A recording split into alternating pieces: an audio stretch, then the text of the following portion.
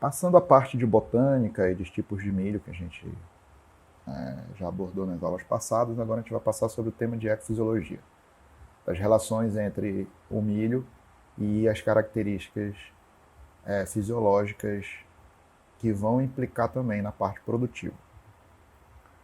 A primeira questão, e isso serve para milho, para soja, feijão e arroz, é distinguir aí plantas C3 e C4. Isso vai ser preponderante para que você entenda as respostas fisiológicas de milho em determinadas situações ambientais. Tá? Então, só para relembrar, vai ter um vídeo também aí complementar nesse tópico, que é a diferença entre planta C3 e C4. É bem curtinho. Vou colocar lá, mas aqui eu vou levar mais um tempinho com vocês. Bom, tudo começa com planta C3, é a parte de carboxilação, ou seja, a planta capta CO2 por meio de uma enzima chamada rubisco, que é a ribulose 1,5-bisfosfato carboxilase oxigenase, ou seja, a rubisco em planta C3 ela capta tanto CO2 quanto o oxigênio. Tá? Em planta C4, a enzima responsável por captação de CO2 é a peptase, que é a fosfenolpiruvil carboxilase. Ela apenas faz carboxilação. Ou seja, ela não se mete com o oxigênio. Ela tem uma eficiência de captação de CO2 muito alta. Plantas C3, elas precisam de uma quantidade de CO2 atmosférico elevada, de 50 a 150 ppm, para que comece a fazer carboxilação. E em planta C4, não. De 0 a 10 ppm, ela está lá captando CO2, independentemente se tem O2 ali naquele ambiente. Essas questões fazem com que haja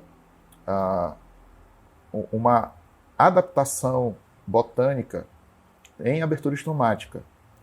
Plantas C3, para que haja uma maior captação de CO2, precisam que a câmara subestomática da planta esteja repleto de CO2.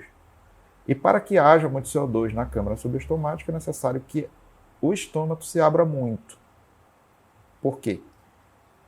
Quando está ocorrendo fotossíntese, está acontecendo liberação de O2 pela fotólise da água e está acontecendo carboxilação pela entrada de CO2. Então, para o estômago expelir O2 e absorver CO2, o estômago fica aberto, muito aberto, e isso faz com que haja uma maior transpiração. Ou seja, plantas C3, elas precisam manter o estômago aberto e, por este fato, elas necessitam de uma quantidade maior de água para produzir biomassa. Tá?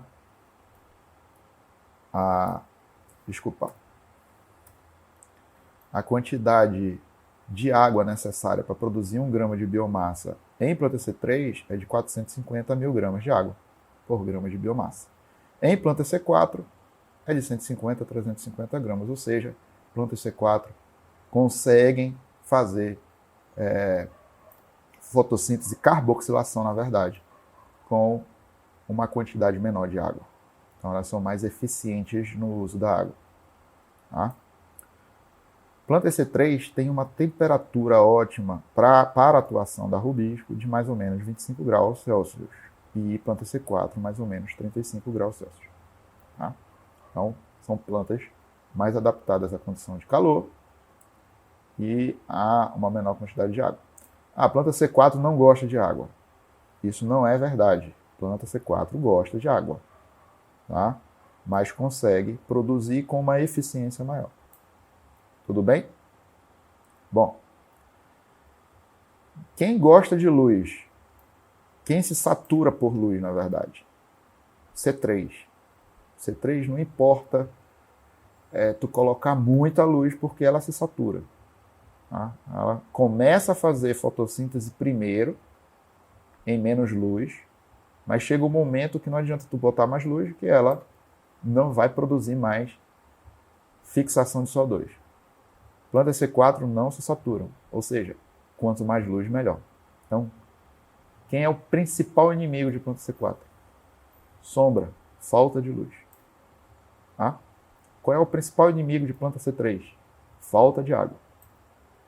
Ou seja, arroz é uma planta C3. Eu vou falar para vocês que o arroz irrigado por inundação produz mais do que o arroz de sequeiro, que é produzido em terra firme. Por que que o inundado produz mais? Porque tem água disponível 100% do tempo.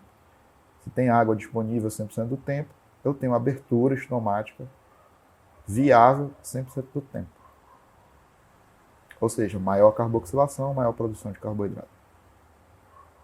Então, isso aqui foi uma questão do enádio, bem simples. Eu mudei isso aqui, adaptei. Aqui estava planta de sombra e aqui planta de sol, mas eu coloquei milho e feijão aqui. Tá? O que acontece? Planta C3, que é o caso aqui. Desculpa, gente, eu errei aqui, tá? Esse aqui é milho e esse aqui é feijão.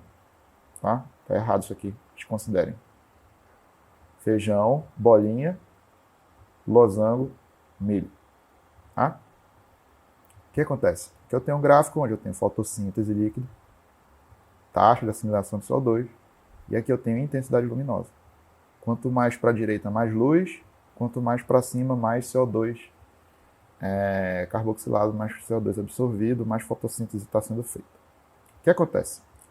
Planta C3, um pouquinho de luz já dá o start inicial para que aconteça a fotossíntese. Tá? E rapidamente ela se satura. Tá? Ou seja, a planta C3 se satura, pode botar muita luz aqui, o que acontece? Ela estabiliza a fotossíntese. Qual é a vantagem dela? Ela precisa de pouca luz para começar. Planta C4 precisa de muita luz para começar. Tá? E só vai crescer se tiver uma intensidade luminosa maior. Então, quanto maior a intensidade luminosa, maior taxa de assimilação de CO2, porém, esse início aqui é complicado para a planta C4. O que quer dizer isso? Se houver sombra em planta C4, ou seja, pouca luz, a planta C4 nem começa a fazer fotossíntese. Logo, qualquer sombra que seja, qualquer impedimento que seja no acesso à luz em planta C4 é extremamente prejudicial. Dito isso, aqui na Amazônia nós temos um problema. Nós temos muita nebulosidade e nós temos 12 horas de luz, 12 horas de escuro. Certo? Então a gente tem pouca luz disponível para o milho no período do inverno ou do verão que seja. E temos muita nebulosidade e isso faz com que haja um menor acesso à luz. Além disso, a gente tem uma altitude menor, né? A gente está quase no nível aí do mar. Então isso faz com que a luz chegue aqui muito difusa, uma luz com uma qualidade baixa. Tá? Existe mais coisa que eu vou falar para vocês e por isso que aqui na Amazônia a gente não produz tanto, não tem produtividade de milho muito alta. Tá? Bom, essas aqui são as curvas de fotoperíodo, né, do Brasil, tá? Latitude sul. O que acontece aqui? Tá?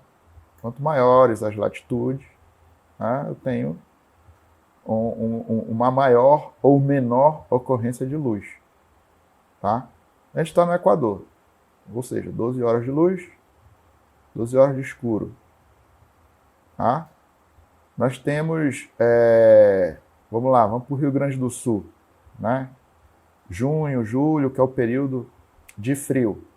Eu tenho 6 horas de luz. Isso aqui é ideal para produzir milho? Não é, né? É ideal quando? Aqui, eu tenho 18 horas de luz. 18 horas de luz, eu tenho aí mais 14 horas, né? Peraí, 18, não, 6, né? Horas de escuro. Então eu tenho muita luz aqui. Então aqui eu tenho um potencial produtivo. Tenho muita luz e tenho pouco escuro. Se eu tenho muita luz, eu produzo muito. durante o dia e respiro pouco durante a noite. O milho respira à noite. Então, aqui eu fico 12 horas produzindo e 12 horas consumindo carboidrato. Tá? Aqui eu passo 18 horas produzindo carboidrato e poucas horas consumindo carboidrato. Tá? Então eu tenho potencial produtivo. Isso aqui não é Rio Grande do Sul, tá, gente? Isso aqui é perto ali da Argentina e tudo mais. Vai depender da situação em que você está. Por exemplo, as maiores produtividades de milho encontradas no mundo estão na França, na China, nos Estados Unidos. Tá? Produtividade, não produção, no total. Por quê? Porque lá eles têm muito tempo de luz no período de verão. Tá? E sombra, qualquer sombra que seja, é muito prejudicial. Olha aqui, ó. Esse é um experimento super simples de integração entre milho e eucalipto. Tá? Nesse eixo aqui está espaçamento entre linhas de eucalipto. Uma árvore, né? Produz sombra. Aqui eu tenho a radiação incidente, e aqui a radiação incidente na entrelinha, né? E aqui eu tenho a produção de milho. Aqui é milho. Não, milho é o azul e o verde é radiação solar. Vejam só, radiação solar, ó. Quanto maior o espaçamento, maior a radiação solar. Tá? Mas é muita diferença? Não é, olha. No espaçamento menor, 2,4 metros entre linhas de eucalipto, eu tenho aqui 50% de radiação. Tá? No maior espaçamento, que é 9 metros, eu tenho 65. Então a diferença daqui é o quê? De 15%. É uma diferença muito pequena. Tá? Mas qual é o impacto disso no milho? Milho plantado na entrelinha. Aqui, ó, com 50% da radiação, produz 500 e poucos quilos de milho por hectare. No maior espaçamento, eu produzo 3.500 quilos. Então, aqui é 7 vezes mais a produção. Tá? Aqui não aumentou tanto a radiação solar, mas a interferência na produção da planta C4, sim. Então, se eu quero plantar eucalipto integrado com milho, eu tenho que fazer o que para a pessoa? Eu tenho que aumentar o espaçamento entre uma planta e outra. Qual é a outra coisa que eu tenho que fazer? Plantar o eucalipto na direção leste-oeste, né, para entrar bastante luz na entrelinha. Ou então, aqui, né, baixa radiação, eu plantar uma planta C3. Né, pode ser feijão, por exemplo. Tá? Mas C4 aqui é problema. Então o que acontece lá no experimento é basicamente isso. Né? Aqui um espaçamento menor, médio maior. Se eu vou plantar a planta C4, eu vou ter um crescimento maior. Se eu tiver mais acesso à luz e um crescimento menor se eu tiver menos luz. Por quê? Porque o start inicial para começar a fotossíntese em planta C4 precisa de uma intensidade luminosa maior e, além disso, ela não se satura por luz. Enquanto houver luz, ela está fazendo fotossíntese. Ok? Então, na prática, integrar com C4, espaçamento maior, integrar com C3, espaçamento menor. Pode ser no maior também, mas no menor aqui não é bom produzir planta C4. Você vai matar a planta. E a luz tem tudo a ver com a arquitetura foliar. Né? A gente falou de descrição botânica de folha. Quanto mais ereta for a folha de plantas C4, maior vai ser a possibilidade de interceptação luminosa. Quanto maior a interceptação luminosa, maior a eficiência de carboxilação. Se eu tenho plantas de folha mais prostradas, eu tenho aqui menor interceptação luminosa e efeito de alto sombreamento.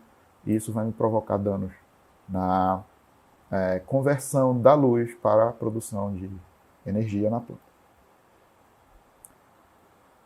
Apesar de ter milho aqui, que é esse amarelinho, eu quero que vocês observem o azul e o vermelho, que é sobre braquiária. Braquiária é uma planta C4. Tá? e ela, consociada com o milho, ela tem um dano muito grande de produção de área foliar. Né? Eu tenho aqui. Se a braquiária for consociada com o milho, né, ela vai produzir folha aqui até uns 3 de índice de área foliar. Ou seja, para cada metro de braquiária tem 3 de folha. E aqui eu tenho ela sozinha, sem interferência do sombreamento do milho. Então passa de 2,5, chega aqui a quase 6. Né? Então eu passo de 2,5 para 6, aqui eu tenho mais folha. Por que aqui tem mais folha? No solteiro. Porque não houve sombreamento provocado pelo milho. Tá? Então, a luz é um fator preponderante para a produção de milho. Efeitos da água, né? Falta de água vai provocar no milho menor transpiração. Menor transpiração vai provocar também menor absorção de nutrientes por difusão. Vai provocar também menor reação bioquímica, menor assimilação de CO2, porque se eu tenho pouca água, o estômago fecha, menor translocação de assimilado, o estigma, falta um E aqui, tá, gente? Não é emitido. E eu tenho também falhas de germinação do pólen e do crescimento do tubo polínico. Logo, falta de água vai me produzir, vai me provocar menor produção. Excesso de água vai me produzir alguns efeitos. Lixiviação de nutrientes, tá? Redução de oxigenação da raiz, apodrecimento de raiz e fermentação da semente, ou seja, morte do embrião. Adiciono a questão de que, se a raiz não tiver acesso ao oxigênio, algumas reações metabólicas que acontecem na raiz, elas são prejudicadas porque elas são por via aeróbica. A necessidade de água do milho é de 400 a 600 milímetros. Mas existe uma diferença muito grande, de 400 a 600 vai depender se o milho é super precoce, precoce ou de ciclo normal. Né? Quanto maior o ciclo dele, maior vai ser a exigência de água. É necessário, extremamente importante, que você faça o balanço hídrico da propriedade que você vai fazer o plantio. Tá? Para ver se naquele ambiente você vai conseguir fazer corretamente, atender a necessidade de água da planta. O período mais crítico de necessidade de água, que vai fazer com que haja uma redução na produção muito drástica, é no período aí de maturação, tá? É no período entre o pendoamento, aqui eu não preciso de tanta água, quando chega o pendão eu preciso de muita água, principalmente para a germinação do tubo polínico. E na fase de enchimento de grão. Porque aqui eu preciso de água para que haja mobilização dos carboidratos e de todos os elementos que estão armazenados, que foram armazenados no período vegetativo, ele tem que passar para o grão. Tá? E na germinação eu preciso de água, não em excesso, preciso de uma quantidade de água pequena, mas precisa que tenha, e é uma fase também crítica. Tá? Então, eu preciso encaixar o plantio exatamente, eu tenho que observar se vai atender a necessidade da planta. E a água, não só a água que vem da chuva, é a água que também vai ser usada para equilibrar solo, a água que vai ser lixiviada, a água que vai ser escorrida, tudo isso entra no cálculo de balanço hídrico. Vocês fizeram lá em agrometeorologia. Então, isso aqui é uma distribuição de precipitação histórica de Tailândia, aqui no Pará, que é um produtor de milho. Lá produz milho principalmente para atender as necessidades de um produtor pecuário lá que faz acabamento de terminação de ruminante lá com ração. Então, o balanço hídrico que a gente faz em Tailândia é esse aqui. De junho a novembro, eu não tenho água para atender o milho. Não tenho. Então eu não posso plantar nesse período aqui. Eu vou irrigar. Eu vou falar qual é o problema de irrigar. Daqui a pouquinho. Mas se lembrem disso aqui. Falta água aqui. Quando é que eu posso cultivar milho aqui? Ó? Aqui nesse período. Nesse período eu atendo. Tá? Isso daqui é o que tem de água para o milho. E aqui atende de 400 a 600 milímetros. Tá? O que é problema aqui? A janela de plantio. Certo? Se eu planto aqui, tem muito pouca água disponível. Não choveu só isso. Isso daqui é o que sobrou para o milho. E aqui eu tenho muita água. Então, se eu semear aqui, possivelmente eu vou perder a semente, porque ela vai apodrecer por falta de oxigenação. E aqui eu vou perder, porque a água que tem aqui não é suficiente. Tá? Então, a minha janela de plantio é janeiro. Então, o problema na Amazônia, janela de plantio. Tá? Se eu plantar para cá, qual é o problema? Excesso de água. Se eu plantar para cá, qual é o problema? Falta de água. Então, planta, por exemplo, aqui, vamos lá, pegar o milho aqui. Na disciplina que vocês vão ver, milho, feijão, facelos, feijão calpi, soja e arroz, quem é mais rústico, quem precisa de menos água para produzir massa seca é o milho. O milho precisa de 174 ml para produzir 1 grama de biomassa. Tá? Ou 174 litros por quilo. E a soja precisa de 700 ml, né? Ou 700 litros por quilo de massa seca. Então é bastante água. Tá?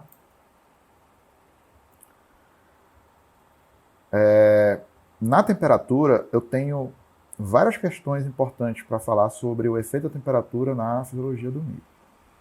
Tá? A temperatura do solo é tranquilo. A gente consegue essa temperatura no nosso solo de 25 a 30. Tá? Se eu colocar muito superficial, eu tenho um problema de temperatura muito elevada. Tá? Principalmente em Bragança, região do Salgado. E lá eu tenho que botar a semente um pouquinho mais profunda, aí com 6 centímetros, porque a variação térmica na superfície do solo é muito intensa. Tá? O principal problema na nossa região é temperatura elevada no período do florescimento à maturação.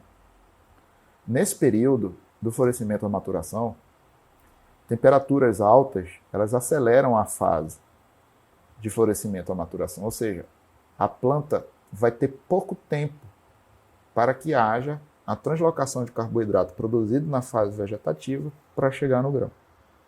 A gente tem temperaturas aqui bem maiores do que 26 graus Celsius de média. Tá? E menor que 15 graus Celsius retarda essa fase, ou seja, se retarda, a planta tem mais tempo para produzir. Tá? Na formação de grãos, temperatura muito elevada vai reduzir a atividade da nitrato redutase. E isso pode reduzir a composição proteica do grão. Isso é problema? É problema se você produz semente. É mais problema se você produz semente. Não é tão problema se você produz grãos. Mas ainda assim eu tenho redução de produtividade. E a outra questão é a temperatura noturna. Né? Temperatura noturna alta, o que vai acontecer? À noite, nós temos, a planta não faz fotossíntese, ela não tem acesso à luz. Então ela vai respirar. Se a temperatura for muito elevada, ela vai respirar muito. E respirar nada mais é do que consumir carboidrato. Então o que acontece? Na nossa região, nós temos muito escuro, a gente tem 12 horas de escuro, e dessas 12 horas de escuro, nós temos uma temperatura elevada. O que acontece com a temperatura elevada? Noturna. A planta vai respirar mais. Ela vai consumir mais carboidrato. Por um período de tempo maior. Certo? Porque não tem luz. E, além disso, temperatura muito alta faz com que a soma térmica fique muito alta.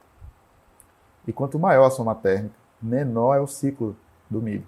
Ou seja, menos tempo ele tem para produzir. Então a gente produz menos na Amazônia por incompetência das pessoas? Não em absoluto. Inclusive, produzir aqui é um desafio. Tá? A gente consegue produtividade elevada mesmo com todos os problemas. Quais são os problemas? Janela de plantio muito curta. Por quê? excesso de água, né? Temperatura elevada, isso faz com que o ciclo da cultura reduza. Noites longas, ou seja, respiração por um tempo maior. Noites quentes fazem com que a respiração seja mais intensa por um maior período. Tudo bem, gente? Bom, o milho ele é termossensível. O que quer dizer isso? Isso aqui é lá em Viçosa, né? O cara planta milho em agosto em Viçosa. Se ele planta em agosto, está frio. Ele plantou em agosto, está frio. Certo? Se ele planta em outubro, começa a esquentar. Se ele planta em novembro, ele entrou no verão. Se ele planta em dezembro, é extremamente quente. Então, o que acontece aqui? Quanto maior a temperatura, ou seja, a época de plantio, né, menor vai ser o tempo de vegetativo, 54 dias até o pendoamento aqui, ó, período vegetativo. Né? Se eu tenho menor período vegetativo, eu tenho um menor período de acúmulo de carboidrato em massa seca. Para quem? Para a espiga. Tá? E eu tenho um menor tempo de espigamento, ou seja, é um tempo muito curto para produzir uma espiga maior. Certo? Então, qual é o grande problema disso aqui? Quanto maior a temperatura, menor o tempo. Como é que eu faço para largar esse tempo mesmo em temperatura menor? Eu vou adquirir um milho que seja de ciclo normal, ou seja, um milho que precisa de uma soma térmica maior. Tá? Beleza. E como é que eu faço para diminuir? Porque aqui ó, ficou muito tempo, 163 dias. É o quê? 5 meses e meio. É muito tempo. Como é que eu faço para reduzir o tempo aqui? Se eu planto no frio, como é que eu faço para reduzir o tempo? Eu vou plantar um milho precoce. Eu vou plantar um milho super precoce. Eu diminuo o tempo no frio. Ah? Deu para entender aí, gente? Bom, qual é o nosso problema? Vejam bem. Isso aqui é a distribuição de chuva. Vocês viram que aqui em junho até novembro, em Tailândia, isso aqui é a Tailândia, de junho até novembro, é negativa a quantidade de água aqui para milho. Tá? Certo? Aí tu fala assim, não, eu vou suplementar isso aqui, eu vou irrigar. Tá, beleza, tu vai irrigar aqui, eu vou plantar em junho, né, entre safra. Aí tu planta de junho a novembro, o que vai acontecer? Tu vai ter água, mas o que tu vai ter elevado? Temperatura. O que vai acontecer com a temperatura elevada? Diminuir ciclo. Se eu diminuir o ciclo, vai diminuir o quê? Produção. Compensa? Não compensa. Tá? É muito alta a temperatura, o milho vai pendoar muito pequeno e vai produzir uma espiga muito pequena. O que é o ideal aqui? Plantar em temperaturas mais ou menos. Tá? Beleza? Ah, mas lá no sul e sudeste eles plantam nesse período aqui. Tem pouca água, mas eles plantam. Tem. Eles plantam, tem pouca água, mas o que acontece? É no sudeste, né? Sul e sudeste. O que acontece? Esse período aqui é frio. Então a soma térmica ela é diminuída. Então o que o cara faz? Planta um milho precoce ou super precoce, tá? Irriga, e ele vai ter como produzir mesmo com temperaturas mais baixas. Tá bom? Produz satisfatoriamente bem. Tá? Quais são os efeitos da altitude?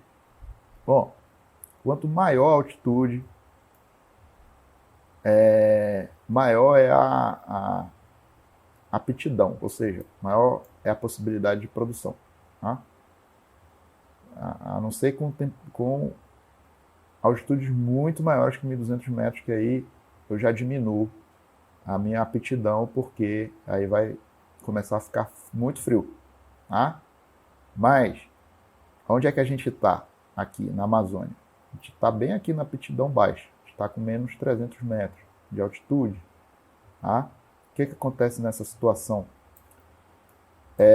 Quanto menor a altitude, eu tenho uma dispersão de luz maior. Ou seja, a luz chega aqui com uma qualidade para absorção na fotossíntese menor. Então eu tenho uma possibilidade de produção menor. Além disso, as noites são mais quentes. Se eu elevo a altitude, eu tenho noites mais frias e eu tenho uma qualidade de luz melhor. Então eu aumento a aptidão. Tudo bem? Bom, gente, essa foi a questão de fisiologia. O que vocês devem lembrar disso aí é que o milho é uma planta C4, gosta de luz. Como é que eu aumento a quantidade de luz para a planta? Plantando no período de verão, é um período que eu tenho um fotoperíodo maior. Qual é a outra questão preponderante para aumentar a quantidade de luz?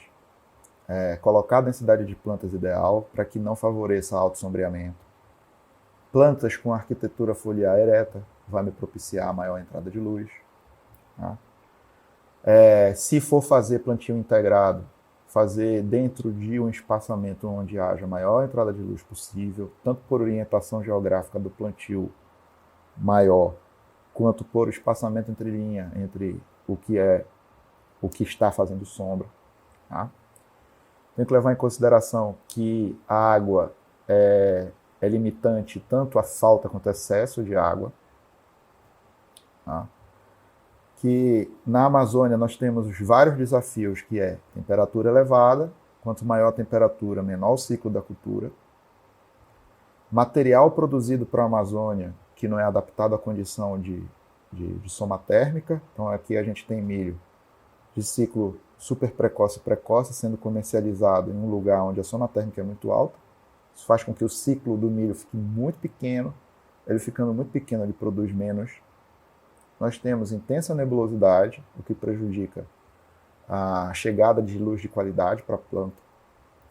Nós temos também baixa altitude, que faz com que a luz chegue aqui com uma qualidade muito ruim. Nós temos noites longas e quentes que favorecem respiração por um período maior, respiração mais intensa e um aumento na soma térmica que acaba também diminuindo o ciclo da cultura e, por consequência, a gente tem menor produção de grãos. Tudo bem? Bom, gente, então, agora, de fato, a primeira parte da aula sobre milho acaba. Vou entrar na próxima aula com elementos construtores da produtividade e depois eu entro em arroz e finalizo com elementos protetores, que é praga, doença e planta daninha em arroz. Tá bom? Um grande abraço, até mais.